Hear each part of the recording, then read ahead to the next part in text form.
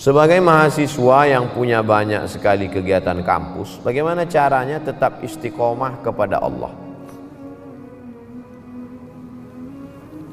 Ada kekeliruan cara berpikir. Dianggapnya kalau dia sibuk dengan kegiatan kampus, dia tidak beribadah. Karena yang dianggapnya ibadah itu adalah sholat duha, baca Quran, i'tikaf, ibadah. Sedangkan sibuk di kampus tidak ibadah. Padahal sejak dia dari mulai berangkat dari kampungnya sampai ke Samarinda di Polnes sampai pulang itu adalah ibadah. Man kharaja fi talabil ilmi, siapa yang keluar rumah untuk menuntut ilmu, fa huwa fi sabilillah, dia sama seperti orang berjuang fi sabilillah hatta yarji'a, sampai pulang ke rumah. Tapi jangan gara-gara ini 14 semester. Kau kenapa lama sekali selesai? Jihad fi sabilillah.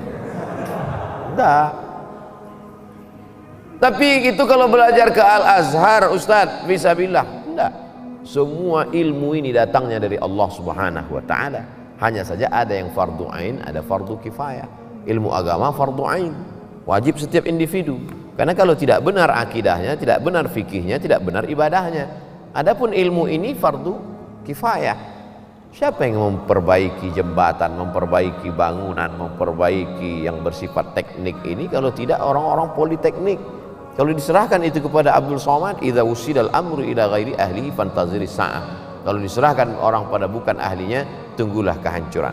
Tetap aktif di kampus, tapi jangan sampai melanggar aturan-aturan negara, melanggar aturan-aturan agama, maka itu bernilai jihad fisabilillah. Baca Qur'annya tetap, sholatnya jangan sampai tinggal. Bedakan antara ibadah dengan amal soleh.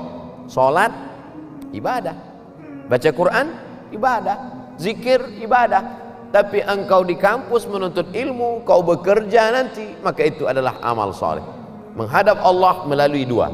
Faman kana yarju liqa'a rabbih, siapa yang berharap berjumpa dengan Allah, falyamal amalan salihah, hendaklah dia beramal saleh.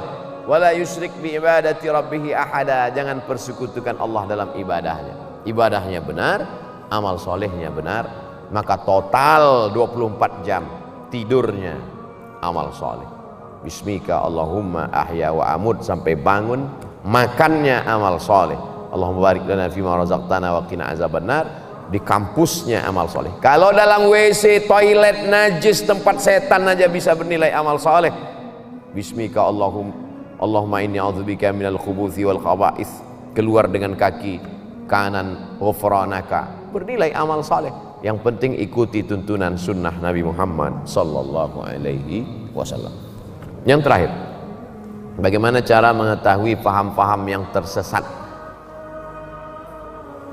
dari Islam agar saya termasuk orang yang baik dan tidak tersesat? Dalam skala negara ada namanya mufti Mesir Syekh Ali Jum'ah dulu, mufti Malaysia Profesor Dr. Zulkifli dulu, sekarang sudah berganti, sekarang jadi Menteri Agama. Di Indonesia tidak ada mufti, tapi ada Komisi Fatwa Majelis Ulama Indonesia. Maka Majelis Ulama Indonesia mengeluarkan 10 kriteria aliran sesat. Tulis di Google 10 kriteria aliran sesat, enter, screenshot, like and share. Kalau kena pasal-pasal itu berarti sesat. Untuk skala negara. Untuk skala kampus, kemana saya bertanya? Fas'alu ahla dzikri in kuntum la ta'lamun. Tanya orang yang tahu.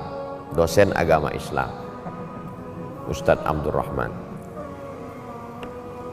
Ustadz Abdurrahman, dua saja. Kalau tak Abdurrahman, Abdul Somad. Dan Abdul yang lain. Jangan pernah mikir sendiri, baca sendiri, renungkan sendiri, nyasar sendiri. Karena kita ini lemah. Saya dalam bidang teknik tidak menguasai, maka kemana saya bertanya? Ke Polnes, orang politeknik.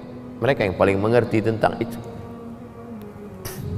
Bidang medis, kedokteran, ya tanyalah orang kedokteran. Jangan kita sendiri ambil jarum suntik, kita suntikkan. Ini obat manjur dari Jerman, satunya 5 juta. Insya Allah anak ibu sehat. Seminggu tidak sembuh. Komplain dia ke dokter, Kata dokter, ini obat impor dari Jerman harga 5 juta, kenapa anak saya nggak sembuh? Ibu buat gimana?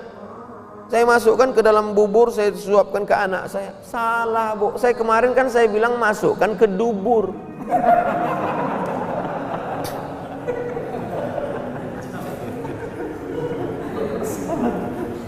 Obat aja salah, untung anaknya tak mati. Ini true story, kisah nyata jamaah kita yang bekerja di rumah sakit menyampaikan ke pasien dia. Salah dengar pasien. Bagaimana tentang masalah kehidupan? Masalah dokter aja kita tak, apalagi dalam masalah agama. Kalau masalah kedokteran ada orang salah, satu nyawa melayang. Kalau dalam masalah arsitektur jembatan ada orang salah, satu jembatan runtuh. Tapi kalau dalam masalah pemahaman agama orang salah, dunia akhiratnya. Ada orang membawa istrinya sedang hamil tua mau melahirkan. Dia pasti akan cari tulisan bidan berijazah. Karena dia takut anaknya meninggal. Khawatir dia. Takut dia keturunannya ini akan mati, dia tak punya pelanjut. Tapi kenapa dalam masalah agama kita malah percaya kepada dukun yang bisa melipat gandakan uang? Kalau bisa dia lipat gandakan uang, ngapain dia mesti ngambil uang kita? Ini kan tidak rasional.